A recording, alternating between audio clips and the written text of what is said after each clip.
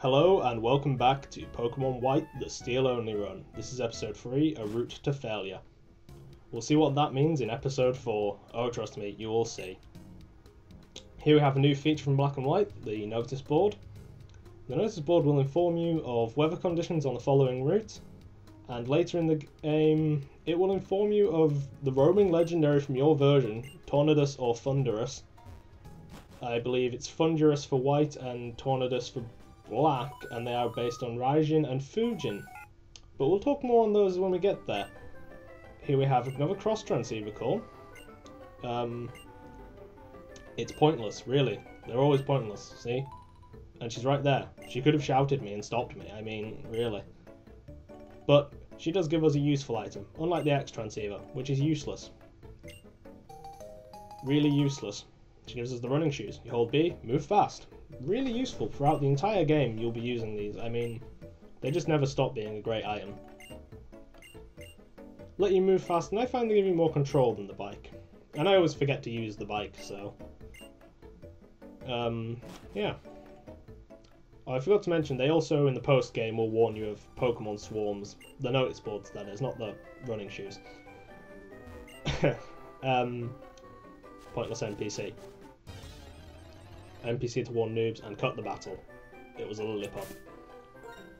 An admittedly deadly Lillipop. It was level 7 and it got a critical hit or two, and I have to heal now. But alas, I will continue. And it turns out to not be a worry because we get a free potion. That's right, free potions. Right in the middle of the grass. Now for a trainer battle. Trainer catches another trainer's eye, and that's the start of a Pokemon battle. I wonder if that's like some kind of law imposed by the Pokemon League, or if it's, you know, just some kind of genetic condition of Pokemon trainers that they have to battle when they see each other.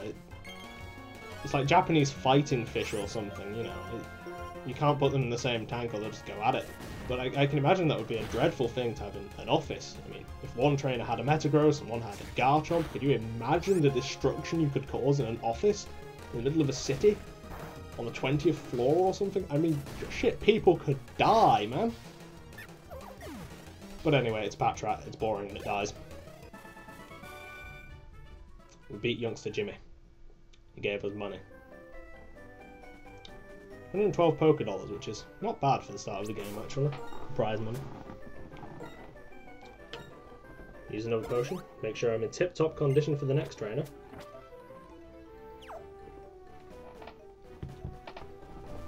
Talk to a NPC here. Don't walk on the don't walk in the grass if you're weak. Good advice, frankly, but most routes you have to walk in the grass to proceed. She really loves Pokemon battles, because a cute Pokemon will do its best in a really cute way. I like Pokemon battles too, love. Trust me. We have Purloin. Purloin is crap. I've told you what I think of Purloin. I don't like it. It's rubbish. Stupid. There are better dark types. I will discuss them when we get to them.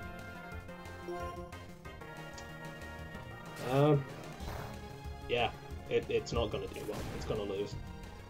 So, trivia time.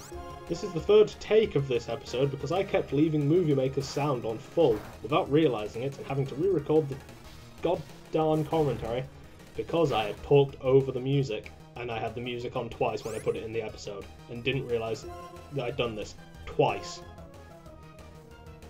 So yeah, usually I don't do 2 takes, but when it's so, you know, horrible and messed up, I have to. But hey, there you go. That's life. Comes with the job. We level up. Really high defense still. And go off after winning another 112 Pokédollars, which is nice. Trek off up here. I'll wander through some grass. Aye. Here's where you'll find wild Purloin if you want to use one. I don't know why you would, but hey, if you like Purloin, go for it. I don't even get why it's cute. It's kind of ugly to me, but whatever. It looks diseased with those patches. I mean, I'm just going to kill it. I don't know Purloin, it's not useful. So on. Yeah, this is where you'll find them if you need them. Up to level 7, I believe. And gonna quickly have a heal. Because, well, gotta keep on top for the next trainer. Edit out the battle there. More boring Lillipup. Carry on. Yeah, I needed to go to a Pokemon Center. I decided, you know what, I'm running a bit low on PP. I think I was on 3 takedowns, so I had to. And this guy. Who is this guy? Lillipup, Lillipup, my Lillipup, go. How that is not a meme yet, I don't know, but there you go. He's like some kind of weird tribute to my man Joey back in Heart Gold, Soul Silver, back in Johto, with his Rattata, in the top percentage of Rattata. Do you know what I'm saying? I mean, yeah, it's one of those that's just... It's just an odd NPC, he really is. He's gonna use Odor Sleuth for some reason. I'm not sure why, it's not like I'm a ghost. Oh, I miss. Great. This is the start of some random number generator hatred, by the way. It's gonna pick on me for a while. But I'll get my revenge. I'll get my revenge. Oh, they'll see the revenge. Another Lillipup is down. Level up. Really good defense, as we know. Attack's kind of sluggish, though, because of my nature, but I'd rather be more durable with the Beldum than really more offensive. It's more of a tank than anything else, and defense is always great. I mean, it's going to get good special and great physical attack stats anyway, and great defense stats. A couple of items here we could see in the last episode, I believe. Nothing special. We'll head on. And oh! What's this? You surprised me. It's Bianca. You ditzy little trollop. How dare you sneak upon me? We should have a battle. After all, our eyes met. I think those are the rules anyway. She has Lillipup. Lillipup, Lillipup, my Lillipup. Go! I have no objection to Lillipup. Lillipup's a very solid Pokemon, as I said, when I was gushing about how good Lillipup is overall. But this one's gonna die. Fairly easily.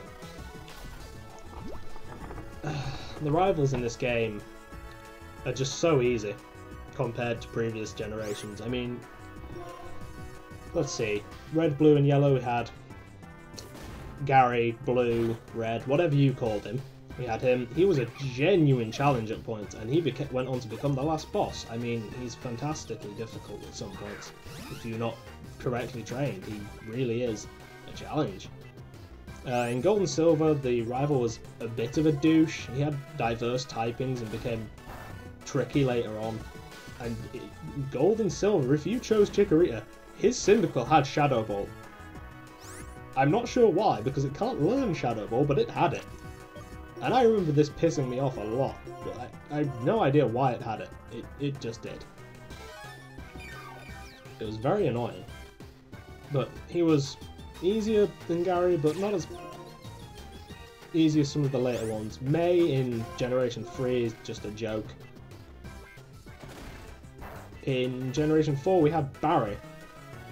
And Barry is quite tough at points. Barry is easy for most of the game, but say at the end of Victory Road in Platinum, oh boy, he's actually a challenge. He comes packing a Snorlax, and he comes packing fully evolved shit, and compared to this where at the end you've still got, you know, your Purloin evolution that I can't remember right now, and an Unpheasant, and Barry came packing Snorlax and Staraptor and Torterra, and you know, and he was just a whole nother league to the jokes of start rivals in this game. I mean, I really hope they're harder. Your real rival is N, and and has a couple of challenging fights, not to say one that's really rather challenging indeed, and we'll talk more of that last one when we get to it.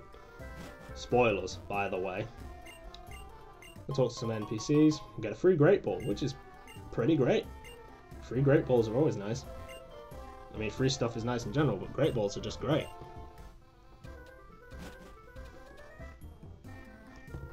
Upstairs, talk to some people.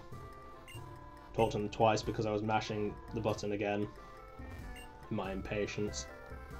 And again. And I should really keep account of how many times I do this. They do have nicknames. I find it makes me more attached to them. I give them interesting nicknames. Those on the live stream will know that my Fire Red playthrough has nicknamed Pokemon, and they're nicknames that I very rarely actually call my Pokemon by. I alternate between calling them by that and their species. Pokemon evolve and change. No shit. Can't go upstairs, the kid won't move, he'll tell you such and such is away. Dream World Woman is away. And Duskball Woman. Duskball Dude. Gives you a Duskball. They work great in the dark and great in caves.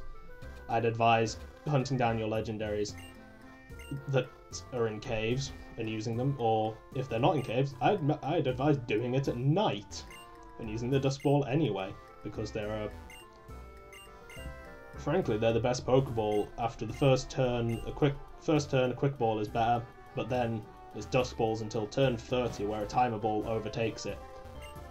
And at turn 30, I'd be getting fed up. So I'd advise bringing a shit heap of Dusk Balls to every legendary you encounter and saving before you try and catch them. And I use Dusk Balls for every Pokemon. After a certain point, I play the games a lot at night. Or in the dark, so I'll try and generally stick to Dusk Balls because they're obviously superior, but hey. And I think that about wraps it up for episode 3. I'll see you next time for episode 4 of the Steel Only run of Pokemon White. Hopefully it won't take me so many takes, and hopefully it won't be delayed at all, but hey ho. We'll see. I'll see you next time. Bye bye.